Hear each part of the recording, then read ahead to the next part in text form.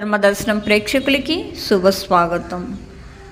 శ్రీమత్పవలవర్ణాఖ్యే పురే చక్రసరోంచితే ప్రవాళవర్ణ భగవాన్ ప్రవాళాఖ్య విమానగః ప్రవాళవల్లి నాయక్య పశ్చిమానస సంస్థితః ఉమాశ్రీ దేవతో దృష్టో రాజతే కలిహస్తుతః.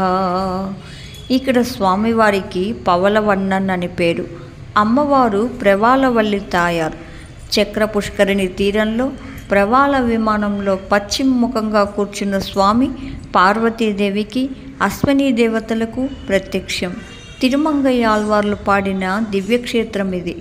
కంచిలో కామాక్షి అమ్మన్న ఆలయానికి సుమారు కిలోమీటర్ల దూరంలో ఉన్నది ఈ దివ్యక్షేత్రం. పవలవన్నన్ అనే ప్రవాళవర్ణుడని అర్థం. ప్రవాళం అంటే పగడం. భగవానుడు కృతయుగంలో పగడపు రంగు, త్రేతాయుగంలో తెలుపు రంగు, ద్వాపర యుగంలో పచ్చని రంగు, కలియుగంలో నీలపు రంగు కలిగి ఉన్నాడట. అశ్విని దేవతలు ఈ క్షేత్రంలో శ్రీమన్నారాయణ గురించి తపస్సు చేశారు. భగవానుడు ప్రత్యక్షమై వారిని దేవవైద్యులుగా నియమించాడు.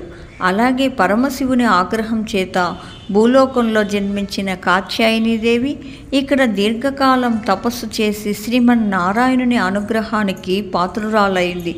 ఈ అనుగ్రహ ఫలంగా ఆమె కామాక్షిదేవి రూపంలో పరమశివుని భర్తగా పొందింది. తనకు ప్రత్యక్షమైన స్వామిని అందరూ దర్శించి తరించాలనే సంకల్పంతో స్వామివారిని అక్కడే అర్చారూపంలో వెంచేయమని కోరింది. ఆమె యొక్క ప్రార్థనను మన్నించి కామాక్షి ఆలయ సమీపంలోనే అర్చామూర్తిగా వెంచేసి భక్తులను అనుగ్రహిస్తున్నాడు స్వామి. 5 తలల ఆదిశేషునిపై సుఖాసీనుడై సావధానంగా భక్తులను అనుగ్రహిస్తున్నాడు ప్రవాళవర్ణుడు. ఎరుపు రంగు అనురాగానికి చిహ్నం. స్వామి భక్తుల యందు అనురాగం కలవాడు కనుక ప్రవాళవర్ణంతో దర్శనమిస్తాడు. జ్ఞానీతు ఆత్మైవ మే మతం. జ్ఞాని అంటే భగవానుని విడిచి క్షణకాలం కూడా జీవించలేనివాడు. అలాంటి వాడు నాకు ఆత్మ వంటి వాడు అని అంటాడు భగవానుడు. అంతేకాదు, మమ మద్భక్త భక్తేషు ప్రీతి రభ్యతక మత.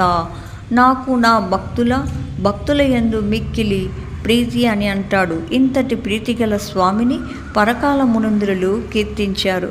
పరకాల మునింద్రులు దివ్యదేశయాత్ర చేస్తున్నారు. అలా అనేక దివ్యదేశాలు సేవిస్తూ మంగళాశాసనం చేస్తూ కాంచీపుర క్షేత్రాలను దర్శించారు. వానిలో నేరగం, నీలత్తింగల్ తుండం, ఊరగం, తిరువెంక, కారగం, కార్వాణం, తిరుక్కల్వనూర్ మొదలైన దివ్యక్షేత్రాలను సేవించారు. కానీ వారికి ఇంకనూ తృప్తి కలగలేదు. స్వామి సావధానుడై వేంచేసి ఉండి తనతో మాట్లాడాలి, తన కైంకర్యాన్ని ప్రసాదించాలి అను తలుచుకుంటూ ఈ దివ్యదేశానికి వేంచేశారు. ఇక్కడ స్వామి సావధానంగా ఆదిశేషునిపై కూర్చుని ఉంటాడు. అంతకంటే మంచి సమయం ఏముంటుంది? అందుకనే అంటున్నారు ఆళ్వార్లు. సముద్ర తీరమైన తిరుక్కడలమలై క్షేత్రంలోనూ కాంచీపురం తిరుప్పేరు అనే క్షేత్రంలోనూ వెంచేసి ఉన్న స్వామి పార్వతీదేవిని తనలో సగభాగంగా చేసుకున్న పరమశివుని కూడా లక్ష్మీదేవితో సమానంగా ఆదరించి నీ యందు ఒక భాగాన్ని కల్పించి తరించావే.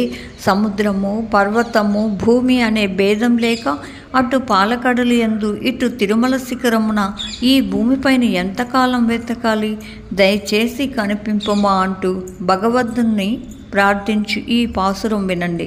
వంగత్తాల్ మామని వందుందు మున్నీర్ మల్లయాయ్ మదిల్ కలిచియూరాయ్ పేరాయ్ கொங்குத்தார் வலஞ்சொன்கை எலங்கல் மார்வன் குலவரையின் மடுப்பாவை இடப்பால் கொன்னான் வங்கத்தாய் பார்க்கடலாய் பாரின் மேலை பனிவரையின் உச்சியாய் பவலவண்ணா எங்குத்தாய் எம்பெருமான் உன்னை நாடி எங்கெங்கினமே எங்கித்ரிகருகனே. Pavalavannan temple is one of the 108 Divyadesam temples situated in Kanchipuram.